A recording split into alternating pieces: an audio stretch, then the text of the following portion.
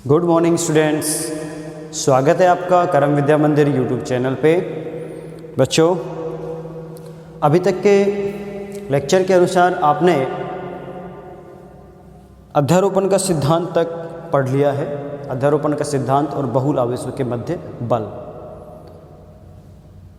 उसी सिद्धांत पे जो फॉर्मूला ड्राइव किया गया था उस पर आधारित मैं एक क्वेश्चन करवाता हूँ। कूलाम बल पर आधारित एक सवाल है।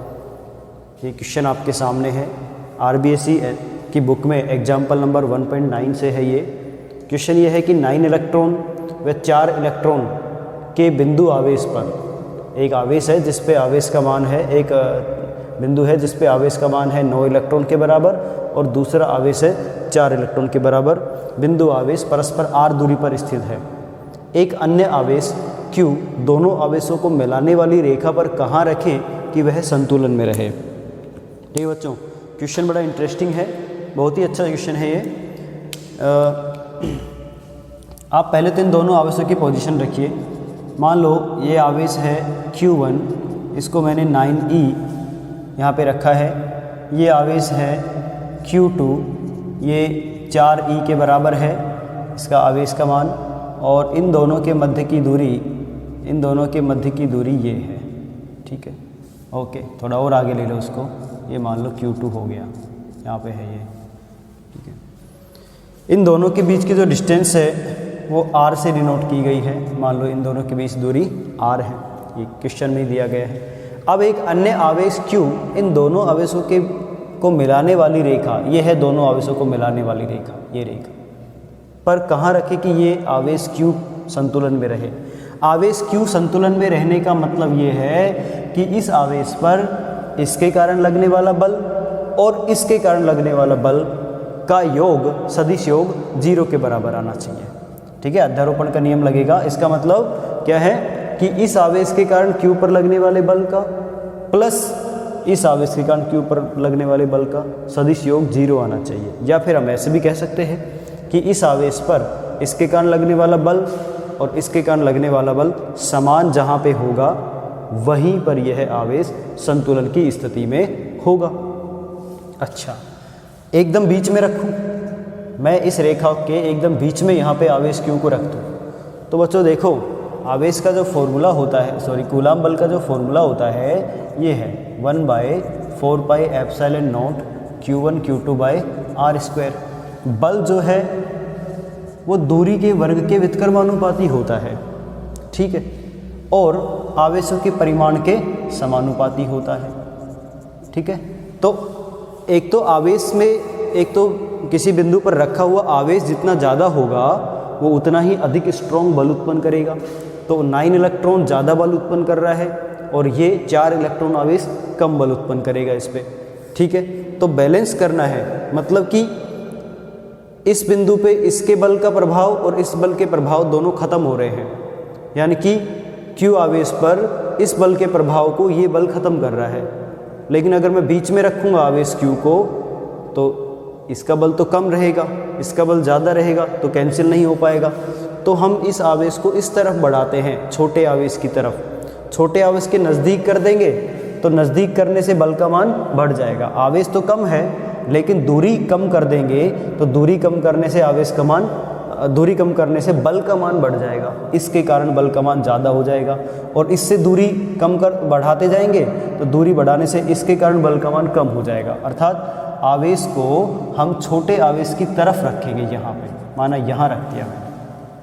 ठीक है, ये Q2 है आपका, Q2 बराबर 4। मैंने इस स्मॉल q आवेश को छोटे आवेश की तरफ रखा ताकि बड़े आवेश से दूरी ज़्यादा होने के कारण उसका बल तो कम हो जाए, इसका बल बढ़ जाए और इसलिए ये दोनों बैलेंस हो जाएंगे। ठीक है, मान लिया ये छोटा आवेश स्मॉल q आवेश Q2 आवेश से x दूरी पर है, यहाँ से यहाँ तक की डिस्टेंस, तो यहाँ से यहाँ तक की डिस्टेंस कितनी हो जाएगी, r - x। ओके, समझ आया क्वेश्चन आपको? लॉजिक समझ आया कि भाई अगर मैं इस आवेश को बीच में रख देता तो दूरी तो इधर से बराबर हो गई दोनों आवेशों की, लेकिन आवेश इसका ज़्यादा है तो ये ज़्यादा बल उत्पन्न करेगा और ये कम, तो आवेश संतुलन में नहीं आ पाएगा। आवेश संतुलन में नहीं आएगा, ये आवेश इसको अपनी ओर खींचेगा, इस वजह से संतुलन में नहीं रहेगा। तो हमें इसको ऐसी स्थिति पर रखना है कि इसका बल कम होता जाए, इसका बल कम कब होगा, जब इसकी दूरी बढ़ जाएगी। तो इसको इस आवेश से ज़्यादा दूर, और इसका बल ज़्यादा कब होगा, जब इसकी दूरी कम हो जाएगी। तो इसके नज़दीक इसको रखेंगे, ठीक है। माना आवेश Q, ये आवेश Q2 आवेश से x दूरी पर रखा है, x दूरी पर स्थित है, x दूरी पर स्थित है। ओके। आवेश Q की संतुलन स्थिति के लिए, Q की संतुलन स्थिति के लिए ये आवेश संतुलन में कब रहेगा, जब इस आवेश पर इसके कारण लगने वाला, मान लो ये समान प्रकृति का, सारे एक समान पॉजिटिव पॉजिटिव पॉजिटिव आवेश है, ये इस पे प्रतिकर्षण बल लगाएगा, इधर बल लगेगा इसका, और ये इस पे प्रतिकर्षण बल लगाएगा इधर, ठीक है। और दोनों के कारण इस बिंदु पे लगने वाला बल इधर और इधर समान है, तो क्या हो जाएगा, कैंसिल। कुल बल कितना आएगा, 0। कुल बल 0 हो जाएगा। हाँ, तो संतुलन की स्थिति के लिए Q1 द्वारा Q पर बल बराबर होना चाहिए Q2 द्वारा Q पर बल, ठीक है। Q1 द्वारा यहाँ पे बल और Q2 द्वारा यहाँ पे बल बराबर होंगे, तो ये संतुलन में रहेगा। तो Q1 द्वारा Q2 पर बल क्या होगा, 1/4πε0 Q1Q बाय दूरी कितनी है इन दोनों के बीच में, r-x, तो r-x का स्क्वायर, यहाँ पे कितना आएगा, 1/4πε0 Q2Q bye x square. Okay, इससे ये कैंसिल हो जाएगा। ओके, Q से Q कैंसिल हो जाएगा, यहाँ बचेगा Q1 बाय r-x का स्क्वायर बराबर Q2 बाय x स्क्वायर, जो कि Q1 बराबर है 9 इलेक्ट्रॉन के बराबर और Q2 बराबर है 4 इलेक्ट्रॉन के बराबर आवेश। तो रख लीजिए वैल्यू, 9 इलेक्ट्रॉन बाय r-x का स्क्वायर बराबर 4 इलेक्ट्रॉन बाय x का स्क्वायर। E से E भी कैंसिल, ठीक है बच्चों। इसको आप 9 को लिख सकते हो 3 का स्क्वायर, क्या लिख सकते हो, 3 का स्क्वायर। तो ये समीकरण ऐसे हो जाएगी 3 बाय r-x का स्क्वायर, क्योंकि 3 का स्क्वायर और इसका होल स्क्वायर है, तो इसको एक साथ लिख दिया। इधर 4 को क्या लिखेंगे, 2 का स्क्वायर, तो हो जाएगा 2/x का स्क्वायर। दोनों तरफ स्क्वायर रूट करें, स्क्वायर रूट करेंगे तो स्क्वायर से स्क्वायर कैंसिल, स्क्वायर से स्क्वायर कैंसिल हो गया, ठीक है। तो यहाँ बचा 3 बाय r-x बराबर 2/x, ठीक है। इसको क्रॉस मल्टीप्लाई करिए, क्रॉस मल्टीप्लाई करेंगे तो 3x बराबर 2r-2x। ओके, 3x बराबर 2r-2x, ठीक है। इसको इधर ले आओ, 3x, ये 2x पॉजिटिव हो जाएगा, बराबर 2r, 5x बराबर 2r, x बराबर 2/5 ऑफ r, ठीक है। तो आवेश Q को Q2 आवेश से कितना दूर रखना है, आवेश Q को Q2 आवेश से ये जो दूरी आई ये 2/5 ऑफ r आ जाएगी, ठीक है। अतः आवेश Q को Q2 आवेश से, आवेश Q को Q2 आवेश से 2/5 r दूरी पर रखा जाएगा, दूरी पर रखेंगे। ओके बच्चों, ये क्वेश्चन था इंटरेस्टिंग सा, इसका स्क्रीनशॉट ले लो। हो गया, ठीक है बच्चों। हाँ देखो, उस क्वेश्चन में ना, अभी जो ये क्वेश्चन किया आपने एग्जाम्पल 1.9 जो मैंने कराया था, इसमें मैंने इस तरह से लिखा था, यहाँ पे 9 इलेक्ट्रॉन आवेश था और यहाँ पे 4 इलेक्ट्रॉन आवेश था। ये दूरी मैंने r ली थी और यहाँ से Q आवेश की दूरी x ली थी।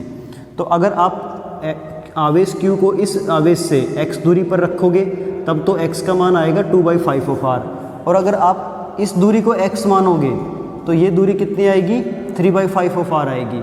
तो आंसर दो तरह से आएगा आपका, अगर आपने आवेश Q को और 9 इलेक्ट्रॉन आवेश के बीच की दूरी को x माना है, इसको x माना है, तब ये r माइनस एक्स बनेगी।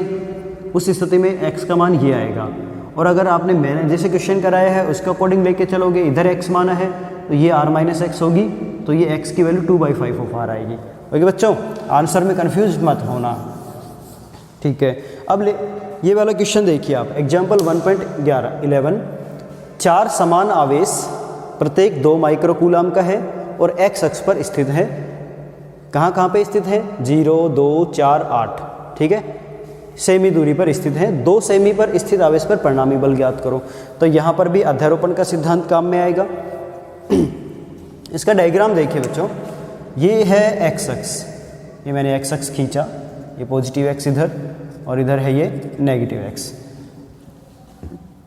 यहाँ से मैं लेता हूँ 0 और ये हो गया मान लो 2 सेमी, ये हो गया 4 सेमी और फिर ये हो गया 6 सेमी, ये हो गया 8 सेमी, ठीक है।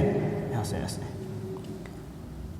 इधर आवेश रखा है 2 माइक्रोकूलम, इधर भी 2 माइक्रोकूलम, इधर भी 2 माइक्रोकूलम, इधर भी 2 माइक्रोकूलम। प्रत्येक बिंदु पे इस पे आवेश नहीं है, 0 पे भी आवेश है। 0, 2, 4 और 8, 0, 2, 4 और 8 इन पे आवेश रखे हैं 2-2 माइक्रोकूलम के। अब पूछा है, इसको मैं बिंदु बना देता हूँ, मान लो ये तो O हो गया, ये बिंदु है आपका, ये बिंदु O हो गया, ये बिंदु A है, ये बिंदु B है और ये C है मान लो, और ये है D, ठीक, और ये बिंदु O है, ठीक है। ये है इधर 0 सेमी। इस आवेश पर 2 सेमी पर रखे, 2 सेमी पर ये वाला आवेश रखा है इधर, ये 2 माइक्रोकूलम का ये आवेश। इस आवेश पर अन्य सभी आवेशों के कारण परिणामी बल ज्ञात करना है, ठीक है। तो ध्यान दीजिए क्वेश्चन की तरफ, बहुत ही अच्छा क्वेश्चन है। ये सारे आवेश समान प्रकृति के हैं, अर्थात इनके बीच में जो बल लगेगा आपस में वो प्रतिकर्षण होगा। एक बात क्लियर हो गई। इस आवेश पे पहले बिंदु O पर रखे आवेश के कारण बल का मान देखते हैं। बिंदु O पर रखा आवेश इसको प्रतिकर्षित करेगा तो बल की दिशा किधर होगी? इधर, यानी कि ये इस पे इधर बल लगाएगा। कौन सा? F। इनको शब्दों को थोड़ा चेंज करो, जम नहीं रहा है।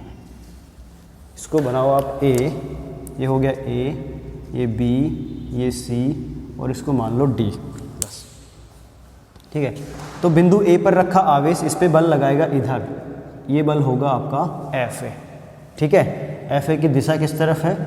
प्लस x अक्ष की ओर, प्लस x अक्ष की ओर, है ना, इस तरफ ही होगा प्रतिकर्षण बल।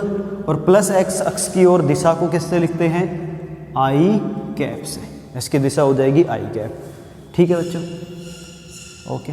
अब बात करते हैं इस आवेश पे C बिंदु पर रखे आवेश के कारण बल। ये बिंदु इस पे प्रतिकर्षण बल आरोपित करेगा इधर, ये इस पे बल लगाएगा इधर। मैं यहाँ लिख देता हूँ इसको, इस बल को मैंने लिखा C के कारण जो बल है वो Fc है। क्या है? Fc, ठीक है। Fc की दिशा किधर है? इधर, इस तरफ ये मैंने एरो लगा दिया। D आवेश पर रखा आवेश इस पे क्या करेगा? प्रतिकर्षण आरोपित करेगा, वो भी इस तरफ आरोपित करेगा। तो ये Fd सदिश हो गया, ठीक है बच्चों। तो इस प्रकार से इस पे 3 बल आरोपित हो रहे हैं बिंदु A पर रखे आवेश पर। बिंदु A पर रखे आवेश पर 3 बल आरोपित हो रहे हैं। कौन कौन सा? Fa प्लस x अक्ष की ओर, Fc और Fd माइनस x अक्ष की ओर। माइनस x अक्ष की ओर जो दिशा होती है उसको माइनस I कैप से लिखेंगे, ठीक, ओके। तो लिखिए, अध्यारोपण के सिद्धांत से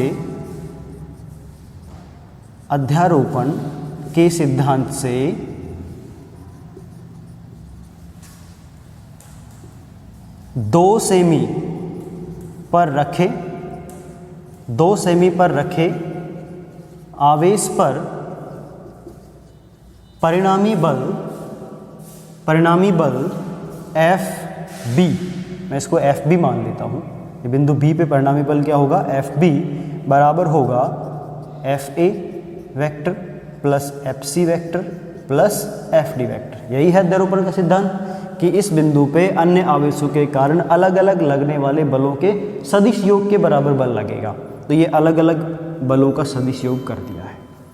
ठीक है बच्चों, वैल्यूज ज्ञात कीजिए, इसको इक्वेशन लिख देते हैं नंबर 1। चित्र से एफ ए सदिश बराबर, एफ ए सदिश देखिए, एफ ए सदिश बिंदु ए के कारण इस पे लग रहा है। तो इन दोनों आवेशों के बीच की दूरी कितनी है, यहाँ से यहाँ तक ये 2 सेमी पे है, तो ये दूरी हो जाएगी आपकी 2 माइक्रो कूलम और 1/4 पाई एप्सिलॉन नॉट। Q1 का मान है 2 माइक्रो कूलम। 2 माइक्रो कूलम का मतलब होता है 2 गुना 10 की पावर माइनस 6 कूलम। Q1 हो गया, Q1 इंटू Q2 भी सेम है, ठीक है, ये इतना हो गया, divided by r square. R कितना है इनके बीच में, 2 सेमी। तो 2 सेमी को मीटर में लिखेंगे 2 गुना 10 की पावर माइनस 2। ठीक है, ये जो दूरी है ना 2 सेमी, इसको एम के मात्रक में बदलेंगे तो 2 गुना 10 की पावर माइनस 2 मीटर और इसका स्क्वायर, इसका स्क्वायर। दिशा किस तरफ है इसकी दिशा है इधर, यानी कि इधर मैं लिख दूंगा आई कैप। ओके, अब ये सदिश रूप में हो गया, ये बल का परिमाण है और ये दिशा है। सोल्व करिए, सोल्व करने से आपको वैल्यू प्राप्त होगी 9 इंटू 10 की पावर 9, इसकी वैल्यू 2 दूनी 4 और ये 2 दूनी 4 कैंसिल हो जाएगा। ओके, कैंसिल कर दिया मैंने, देख लो, 2 दूनी 4 और 2 का स्क्वायर भी 4 होगा तो कैंसिल। यहाँ पे बचेगा 10 की पावर माइनस 12 और इधर से 10 की पावर माइनस 4, वो ऊपर जाके प्लस हो गया। तो आपके पास बचा इंटू आई कैप, तो 9 पावर देखिए 12 में से 4 माइनस करेंगे तो माइनस के 8 पावर और ये प्लस का 1 पावर, यानी कि 10 की पावर 1। ठीक है, हाँ, आई कैप मतलब कि कितना हो गया ये 90 I cap newton, 90 I cap newton. F A की वैल्यू आ गई है, एफ ए सदिश आ गया। ओके बच्चों, अब आप देखिए बिंदु सी के कारण इस पे लगने वाला बल एफ सी सदिश निकालते हैं। एफ सी वेक्टर बराबर वही फॉर्मूला 1/4 पाई एप्सिलॉन नॉट। आवेश एफ सी पर भी 2 माइक्रो कूलम है, इस पर भी 2 माइक्रो कूलम है। 2 गुना 10 की पावर माइनस 6, 2 गुना 10 की पावर माइनस 6 बटे दूरी देखो बी और सी के बीच की दूरी ये है इधर 4 सेमी पे, ये इधर 2 सेमी पे है, तो कितना अंतर हो गया 4 माइनस 2, यानी कि इनके बीच की दूरी कितनी है 2 सेमी। तो 4 माइनस 2 करेंगे ना इन दोनों आवेशों के बीच की दूरी, तो 2 सेमी निकल के आएगी। तो उसको लिख देंगे 2 गुना 10 की पावर माइनस 2 मीटर में और उसका स्क्वायर। सेम वैल्यू आएगी, बट इसकी जो दिशा है वो बदल गई। इस बल की दिशा इधर है माइनस एक्स की ओर, इसको क्या लिखेंगे माइनस आई कैप। तो वैल्यू तो सेम ही आएगी, तो ये हो जाएगा 90 माइनस 90 आई कैप न्यूटन। ठीक है बच्चों, ठीक है, एफ सी हो गया। अब एफ डी याद करते हैं। एफ सी हो गया ना, मैं इधर लिख रहा हूँ एफ डी वेक्टर।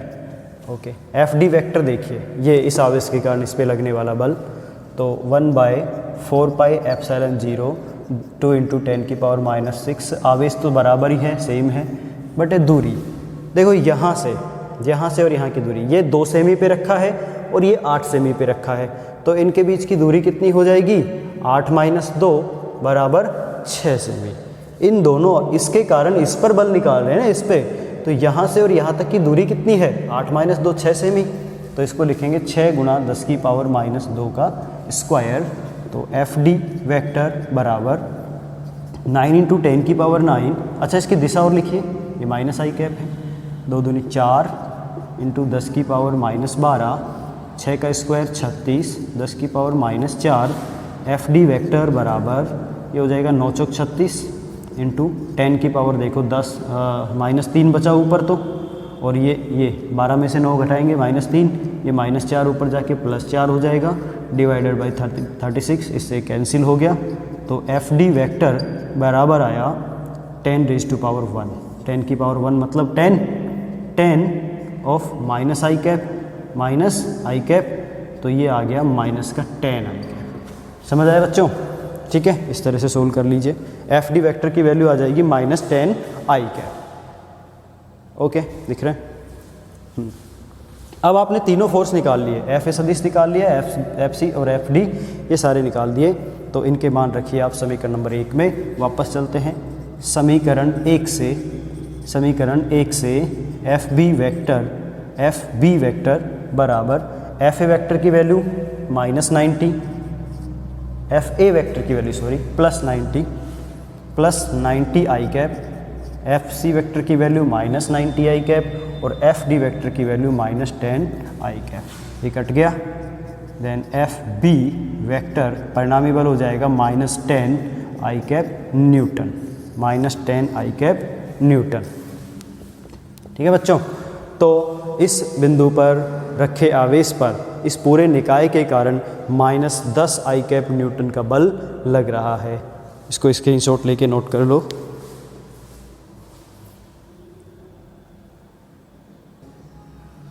हाँ, तो देखो ये क्वेश्चन हो गया आपके 2। अब मैं थोड़ा सा कुछ विशेष स्थितियाँ लेके चलता हूँ आपके लिए। भाई जैसे कि आपने क्वेश्चन दे दिया कि एक बिंदु पे एक प्लस क्यू आवेश रखा है और एक बिंदु बी पे रखा है माइनस क्यू आवेश। ठीक है, ये इस तरह से है। अब कह रहे हैं कि इन दोनों आवेशों को मिलाने वाली रेखा पर एक आवेश Q कहाँ रखा जाए कि वो संतुलन में रहे। ठीक है, इस तरह से अगर कंडीशन आ जाए तो देखो ये आवेश और ये आवेश दोनों का परिमाण समान है, अर्थात दोनों अपने अपने आवेश के कारण बराबर बल उत्पन्न करेंगे। ठीक है, अब बची बात दूरी की। F जो है ना वो एक तो आवेश पर निर्भर करेगा और एक दूरी के वर्ग पे निर्भर करेगा। तो मतलब ज़्यादा आवेश है, बड़ा आवेश होगा वो ज़्यादा बल उत्पन्न करेगा, छोटा आवेश कम बल उत्पन्न करेगा। और आवेश अगर, इसका मतलब क्या है, आवेश अगर ज़्यादा दूर रखा है, जैसे जैसे आवेश हमसे दूर जाएगा वैसे वैसे उसका बल का प्रभाव कम होता जाएगा। जैसे जैसे आवेश हमारे नज़दीक आएगा वैसे वैसे बल का प्रभाव बढ़ता जाएगा। ओके, फिलहाल तो दोनों आवेश बराबर हैं, तो इनके बीच की इस आवेश से इस आवेश की दूरी और इस आवेश की दोनों की दूरियां बराबर कर दे तो उस स्थिति पे दोनों का प्रभाव कैंसिल हो जाएगा। इसके कारण इस पे लगने वाला बल इधर होगा एफ ए, और इस आवेश के कारण इस पे लगने वाला बल ये किधर होगा, ये इसको आकर्षित करेगा, ये इसको आकर्षित करेगा, ये यहाँ खींचेगा। तो इन दोनों आवेशों के बीच में ऐसी कोई दूरी नहीं आएगी कि आवेश Q वहाँ पे संतुलन में रहे। समझ रहे हो बच्चों? देखो ये आवेश Q इस आवेश Q को क्या करेगा, धक्का मारेगा, प्रतिकर्षित करेगा, तो इस पे बल लगेगा इधर एफ ए। और ये आवेश माइनस Q इसको अपनी ओर खींच रहा है, ये भी इसे अपनी ओर खींच रहा है, तो इस पे भी बल किधर लगेगा, इधर। तो परिणामी बल किधर हो गया, परिणामी बल तो इधर ही हो गया पूरा। तो ये आवेश इधर भागेगा, ये आवेश किधर भागेगा, इधर भागेगा। तो इन दोनों के बीच में कोई संतुलन की स्थिति नहीं आएगी। तो अब क्या करें? तो अब हमें क्या करना है कि इस रेखा को आगे बढ़ाएंगे, आगे बढ़ाने पर इसके बाहर यहाँ पे या यहाँ पे कहीं ऐसी स्थिति आएगी कि आवेश संतुलन में रहे। अब आप इस आवेश को यहाँ रख के देखिए, यहाँ रख के देखेंगे तो माइनस Q आवेश इसको क्या करेगा, अपनी ओर आकर्षित करेगा। ये हटा दो, इसको मिटा दो। ठीक है, ये सारे एरोज। अब ये कंडीशन है, हम आवेश को यहाँ रख के देखते हैं। तो ये माइनस Q आवेश इस पे बल लगाएगा किधर, इस तरफ। ठीक है, प्लस Q आवेश इस पे बल किधर लगाएगा, इस तरफ, है ना। तो यहाँ पे दोनों आवेश एक दूसरे के अपोजिट हैं तो बिल्कुल कैंसिल हो सकते हैं। यहाँ पे कोई ऐसी स्थिति आ सकती है कि ये आवेश संतुलन की अवस्था में रहे। ठीक है, अच्छा इधर भी चेक करते हैं। अगर मैं इस आवेश को यहाँ रखता हूँ तो इस आवेश पे ये आवेश प्रतिकर्षण का बल लगाएगा, इधर बल लगेगा। ठीक है, एफ ए, और वो आवेश माइनस वाला इसको अपनी ओर खींचेगा तो इधर बल लगेगा, एफ बी। तो इधर भी संतुलन की अवस्था प्राप्त हो सकती है, लेकिन इन दोनों आवेशों के बीच में इस स्थिति के लिए कोई संतुलन उत्पन्न नहीं होगा। यहाँ पे संतुलन उत्पन्न हो सकता है लेफ्ट साइड में, और राइट साइड में भी संतुलन उत्पन्न हो सकता है। ठीक है, ये तो बात हो गई समान आवेशों के लिए। अब मान लो मैं आवेश की वैल्यू बदल देता हूँ, जैसे यहाँ पे प्लस, यहाँ पे जैसे कि 10 कूलाम आवेश है, 10 इलेक्ट्रॉन के बराबर कूलाम आवेश है पॉजिटिव, और यहाँ पे है मान लो -2 इलेक्ट्रॉन के बराबर आवेश बिंदु ए पे और बिंदु बी पे। अब इन दोनों आवेशों को मिलाने वाली रेखा पे आवेश Q को कहाँ रखें कि वो संतुलन में रहे। ठीक है, तो चेक करते हैं। मैं यहाँ पे इधर और इधर, मान लो मैं इस बिंदु P पे आवेश Q को रख देता हूँ। बिंदु P पे मैंने इसको रखा इधर, तो ये +10 कूलम आवेश क्या करेगा, इसको प्रतिकर्षित करेगा, इधर धक्का लगाएगा, F बल इधर लग रहा है। -Q कूलम आवेश क्या करेगा, इसको अपनी ओर खींचेगा, इधर बल लगाएगा। ठीक है, FB। ठीक, अब देखो ये आवेश जो है, ये आवेश ये ज़्यादा कूलम का आवेश है, ये ज़्यादा कूलम का आवेश है। इसके कारण प्रतिकर्षण बल ज़्यादा होगा और इसके कारण आकर्षण बल कम होगा, है ना। तो ओवरऑल जो है, ओवरऑल हम देखें तो इधर जो बल का प्रभाव है इस पर वो ज़्यादा हो जाएगा इस आवेश के कारण। क्या समझे, नहीं समझे? देखो ऐसे है कि जो +Q आवेश पे ये वाला आवेश बल लगाएगा प्रतिकर्षण का इधर, तो मैं अगर मान लो इसको इधर रखूं तो ये इसके नज़दीक है और इससे दूर है, तो इसका प्रभाव तो वैसे ही कम हो गया दूरी के कारण, और दूसरा इसका आवेश भी खुद का कम है तो बल का प्रभाव और कम हो गया। यानी कि इसका जो बल है वो इस पर बहुत कम लगेगा और ये आवेश इसके नज़दीक है, ये वाला आवेश, तो प्रतिकर्षण बल इधर ज़्यादा लगेगा। ठीक है, और इस बल का जो आवेश का मान है वो भी अधिक है, तो आवेश अधिक होने के कारण ये और अधिक बल लगाएगा।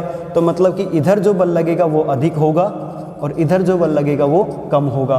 तो यहाँ पे संतुलन की स्थिति नहीं आ सकती, यहाँ पे संतुलन की स्थिति नहीं आएगी, ये गलत है। इसके बीच में आप रख के देखिए, यहाँ पे मैं आवेश को मान लो बीच में मतलब कहीं पर भी, यहाँ कहीं पर भी रख लेता हूँ। ठीक है, मान लो छोटे आवेश की तरफ रख के देखा मैंने इसको, तो ये क्या करेगा, इस पर प्रतिकर्षण का बल लगाएगा इधर ये आवेश, और ये आवेश क्या करेगा, इसको आकर्षण का बल लगाएगा इधर।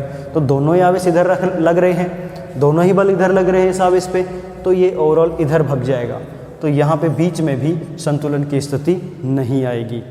हम इस आवेश को अब यहाँ रख के देखते हैं, यहाँ रखते हैं तो +Q आवेश पे ये आवेश, ये वाला आवेश क्या करेगा, प्रतिकर्षण बल आरोपित करेगा इधर, और ये आवेश क्या करेगा, इसको खींचेगा इधर। तो दोनों बल विपरीत हैं, यहाँ पे संतुलन हो सकता है। अब देखिए होगा कि नहीं होगा। ये आवेश इससे बहुत दूर हो गया, तो दूरी बढ़ने के कारण इसके बल का प्रभाव कम हो गया। क्योंकि ये बड़ा आवेश था, तो बड़ा आवेश था, ज़्यादा बल उत्पन्न कर रहा था, लेकिन दूरी ज़्यादा होने के कारण इसका बल कम हो गया, तो इधर की तरफ का बल थोड़ा कम हो गया। और इस आवेश के कारण, ये कम आवेश था लेकिन दूरी ज़्यादा होने के कारण इसका बल बढ़ गया। ठीक है, तो इसका बल बढ़ता जाएगा और इसका बल कम होता जाएगा। तो एक स्थिति ऐसी आएगी, वो दोनों आवेश के बल बराबर बराबर हो जाएगा आवेश Q पे, तो यहाँ पे संतुलन की स्थिति उत्पन्न हो सकती है। ठीक है, तो ये कुछ स्पेशल कंडीशंस थी, समझ में आ गई होंगी आपको।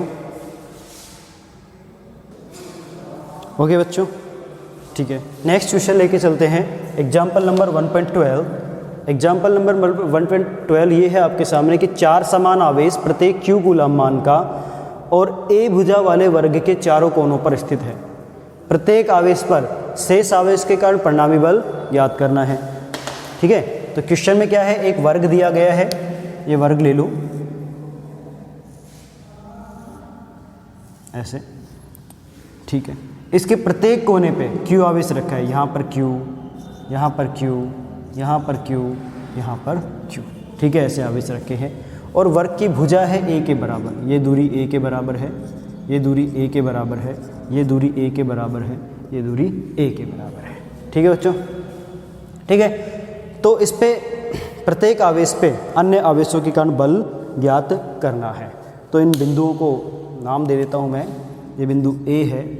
ठीक है, ये आवेश तो आपको याद ही रहेंगे कि भाई Q आवेश रखा है इधर, ये B है और ये C है मान लो, और ये D है, ऐसे दे दिया। ठीक है, ये दूरी हो गई यहाँ से यहाँ तक A के बराबर, ये भी A के बराबर, ये भी A के बराबर और ये भी A के बराबर। ओके बच्चों, हम इस बिंदु पे देखते हैं, पहले बिंदु B पर। हम बिंदु B पे परिणामी बल का मान देखेंगे कितना होगा। तो बिंदु B पे कौन कौन से आवेश बल लगाएंगे ये वाला, ये वाला और ये वाला, होगा कि नहीं। बिंदु B पे ये आवेश भी बल आरोपित करेगा, ये आवेश भी बल आरोपित करेगा और ये आवेश भी बल आरोपित करेगा बच्चों। ठीक है, तो देखते हैं किधर किधर बल आरोपित हो रहे हैं। क्योंकि ये सारे आवेश ये पॉजिटिव पॉजिटिव हैं, ये भी पॉजिटिव है, ये भी पॉजिटिव है, ये भी पॉजिटिव है, ये भी पॉजिटिव है, ठीक है। तो बिंदु ए के कारण, बिंदु ए के कारण या बिंदु ए पर रखे आवेश के कारण इस पर जो बल लगेगा वो प्रतिकर्षण बल होगा। क्या होगा बच्चों? प्रतिकर्षण, धक्का मारेगा, इसको दूर भगाएगा, ठीक है। तो ये बल कैसा होगा? प्रतिकर्षण बल इस दिशा में वर्क करेगा, ठीक है। बिंदु सी पर भी धनावेश रखा है, ये भी इस पर क्या करेगा? प्रतिकर्षण बल धक्का मारेगा। किधर लगेगा ये बल? नीचे की ओर लगेगा, इधर नीचे की ओर। कौन सा बल है ये? एफ सी, एफ सी सदिश, एफ सी सदिश नीचे की ओर वर्क कर रहा है, ओके। बिंदु डी पे जो आवेश रखा है ये भी धनात्मक आवेश है और ये भी बिंदु बी पे परिणामी बल उत्पन्न करेगा, प्रतिकर्षण बल लगाएगा। इनको मिलाने वाली रेखा के अनुदिश इन दोनों आवेशों को, अरे किधर जा रहा है यार, सीधा सीधा भी नहीं जाता क्या? इधर इधर इधर, इस दिशा में ये कौन सा बल होगा? ये एफ डी वेक्टर होगा, ठीक है बच्चों। हो गई दिशाएं, हो गई सारी दिशाएं, हाँ हो गई। ए के कारण बल इधर, सी के कारण बल इधर, डी के कारण बल इधर। अब ज्ञात करते हैं परिणामी बल। परिणामी बल का फॉर्मूला क्या होगा अध्यारोपण सिद्धांत से? F A vector plus F C vector plus F D vector, ये बिंदु बी पे परिणामी बल होगा, ठीक है भाई। एफ ए वेक्टर की वैल्यू निकालते हैं। अभी हम लिखेंगे बिंदु बी पर रखे आवेश पर, आवेश स्मॉल q पर बल, पर परिणामी बल, ला ला ला ला ला ला ला ला। इस पे परिणामी बल क्या होगा? एफ बी वेक्टर, ठीक है। एफ बी वेक्टर बराबर सारे बलों का सदिश योग, एफ ए सदिश, एफ सी सदिश, एफ डी सदिश, ओके। इनका मान निकाल लेते हैं, ठीक है। एफ ए सदिश बराबर क्या होगा? एफ ए सदिश ए के कारण दूरी कितनी है दोनों के बीच? दूरी स्मॉल ए के बराबर है, ठीक है। तो बल आएगा के क्यू स्क्वायर हो जाएगा by A square, K Q square by A square. दिशा ये हो जाएगी किधर? ए से बी की ओर, ए से बी की ओर, ओके ठीक है। अब बात करते हैं सी के कारण लगने वाले बल की। एफ सी सदिश बराबर के, ये आवेश भी क्यू, ये आवेश भी क्यू, तो इनका गुणनफल क्यू स्क्वायर, इनके बीच की दूरी ए के बराबर, तो ए स्क्वायर। दिशा किधर होगी? सी से बी की ओर, ला ला ला ला ला ला ला ला, सी से बी की ओर इसकी दिशा हो जाएगी, ओके। अब बात करते हैं आवेश डी पर रखे आवेश के कारण बल एफ डी वेक्टर।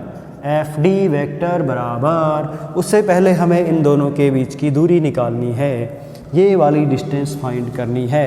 दिख रहा है आपको ये एक त्रिभुज बन रहा है, ये वर्ग का ये वाला कोण 90 डिग्री का होता है, ये समकोण त्रिभुज बन गया। कैसा बन गया? ऐसे देखो ना, इधर से अलग से, ये है समकोण त्रिभुज, ठीक है। ये है आपका ए बिंदु, ये है आपका बी बिंदु, ये है डी बिंदु, ये दूरी ए के बराबर, ये दूरी ए के बराबर, ये बच गया कर्ण।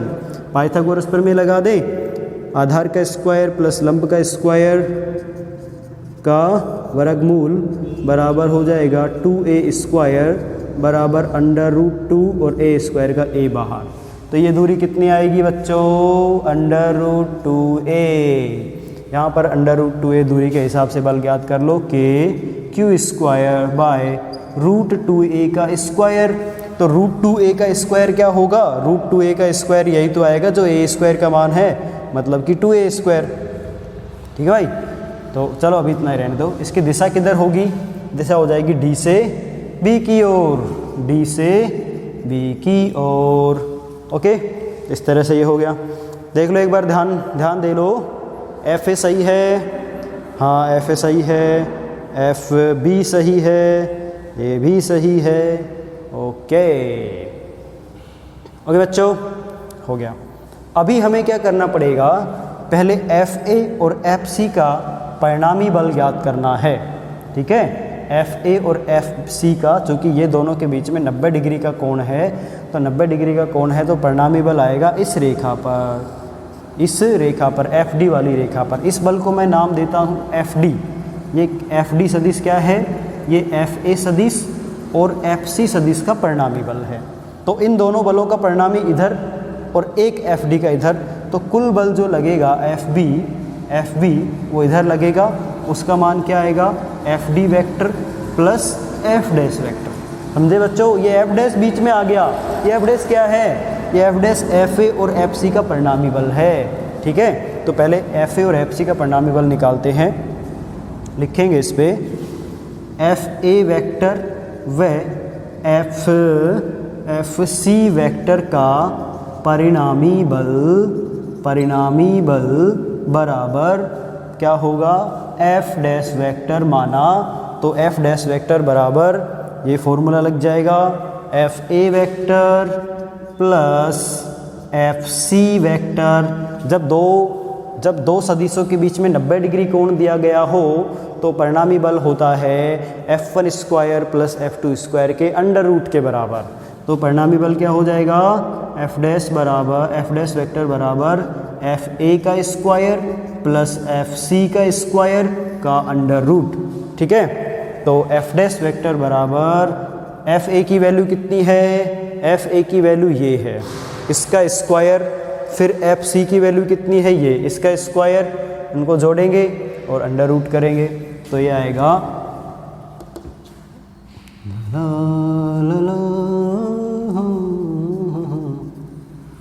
के Q square by A square का स्क्वायर प्लस के Q square by A square का स्क्वायर और इसका अंडर रूट। दिख रहा है क्या? थोड़ा नीचे गया, इसको हटाओ यहाँ से, हट जा रे, हट जा रे, हट जा। इसको मिटा देता हूँ मैं, इसकी कोई ज़रूरत नहीं है। एक बार स्क्रीनशॉट ले लो एक बार, ठीक है? ओके, ये मिटा देता हूँ यहाँ से। ओके, और इधर भी ये मैं एफ सी छोटा कर देता हूँ, इसमें एफ सी है, ये एफ सी है। ओके, तो देखो एफ डैश सदिश बराबर क्या आएगा? एफ ए के Q square by A square का स्क्वायर प्लस के Q square by A square का स्क्वायर का अंडर रूट। ये सूत्र हो गया। तो एफ डैश वेक्टर बराबर, ये सेम दो बार ऐड हो जाएगा, 2k Q square by A square का स्क्वायर का अंडर रूट। स्क्वायर से अंडर रूट कैंसिल, यहाँ बचेगा √2। इसका स्क्वायर से रूट कैंसिल हो गया, लेकिन ये तो बचेगा ना, हाँ, √2 ऑफ के square Q square by A square.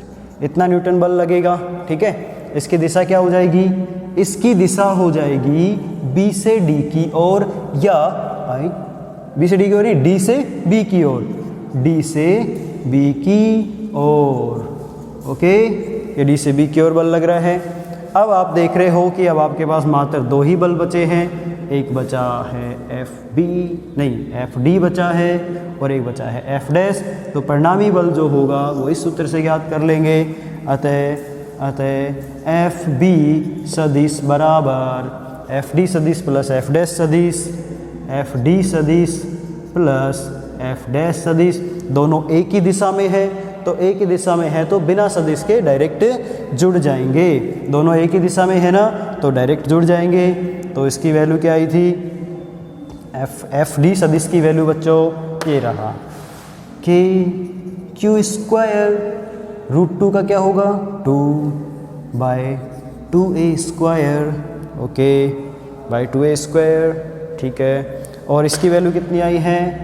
√2k square Q square by A square. ठीक है, क्या क्या कॉमन आ रहा है? अरे के स्क्वायर कहाँ से आ गया भाई? के नहीं है इसमें, हाँ ये आएगा, के Q square by A square common. ठीक है, क्या ये दिखेगा? हाँ, ओके ओके ओके ओके, इसको मिटा देता हूँ मैं, बड़ा क्वेश्चन हो गया थोड़ा सा ना, तू भी मर गया। ला ला ला के Q square by A square, ये और ये कर लिया मैंने, इसको 2 को हटाओ, ये कर लिया मैंने कॉमन कर लिया, तो क्या बचा भैया, अरे क्या कर रहा हूँ मैं भी यार, के भी तो कॉमन आएगा, ठीक है। तो यहाँ बचा 1/2 प्लस √2, 1/2 प्लस √2, ये आंसर आएगा। आया समझ में? इंटरेस्टिंग क्वेश्चन था, मज़ा आया? बिल्कुल आया। ठीक है, तो नोट कर लीजिए। ओके बच्चों, अब इस क्वेश्चन में देखो ये कहा गया कि प्रत्येक आवेश पर परिणामी बल ज्ञात करो। तो आपने अभी किस पे निकाला है? बिंदु बी पे परिणामी बल निकाला है। बिंदु बी पे परिणामी बल ये आया, और इसकी दिशा लिखना भूल गया मैं इधर। इसकी दिशा हो जाएगी बी से डी की ओर, ठीक है। बल का मान किस में आएगा? न्यूटन में। इतना न्यूटन का बल लगेगा इस पर, बिंदु बी पर, ठीक है बच्चों। अब आप अगर ए पे फाइंड करते, ए पर बल निकालते, तो ए पे बल किधर आता? सी से ए की दिशा में, इधर आता, इस तरफ। तो परिणामी बल होता सी से ए की ओर, और उसका जो मैग्नीट्यूड है, परिणाम है, वो तो यही आएगा। बल का मान तो इतना ही आएगा, लेकिन उसकी दिशा बदल जाएगी। कौन सी होगी? सी से ए की ओर। ये जो इसका बनेगा ना विकर्ण की दिशा में होगा, सी से ए की ओर। अच्छा, ऐसे अगर आपसे पूछता कि भाई सी पे ज्ञात करो, यहाँ पे पूछता, तो इस पे बल लगता इधर ए से सी की ओर, ए से सी की ओर, और बल का मान भी इतना ही होता। और इस पे पूछता डी पे, तो इस पे बल लगता इधर, इस तरफ बल इधर लगता, बी से डी की ओर, और परिमाण उसका उतना ही होता, ठीक है। उस पे परिमाण उतना ही होता। अब पूछा जाए कि इस पूरे निकाय का बल ज्ञात करो, तो पूरे निकाय पे लगने वाला बल जो है ना, वो 0 आएगा। क्यों? ये बल इधर लग रहा है, दोनों एक दूसरे को कैंसिल कर देंगे। ये वाला बल इधर लग रहा है, ये वाला बल इधर लग रहा है, समान है, विपरीत दिशा में है, कैंसिल हो जाएंगे। इन दोनों का परिणाम 0, इन दोनों का परिणाम 0, टोटल 0। इस पे कोई बल नहीं लग रहा, अर्थात कि अब ये पूरा निकाय संतुलन की अवस्था में है, ठीक है। जब इस पूरे निकाय का कुल बल 0 आ गया, तो हम कह सकते हैं ये निकाय अब संतुलन की अवस्था में है, ठीक है बच्चों। क्वेश्चन समझ आए होंगे आपको। तो वीडियो अच्छा लगा तो वीडियो को लाइक करिए, ज़्यादा से ज़्यादा शेयर कमेंट करिए। ओके, चलते हैं, कल मिलेंगे फिर, बाय।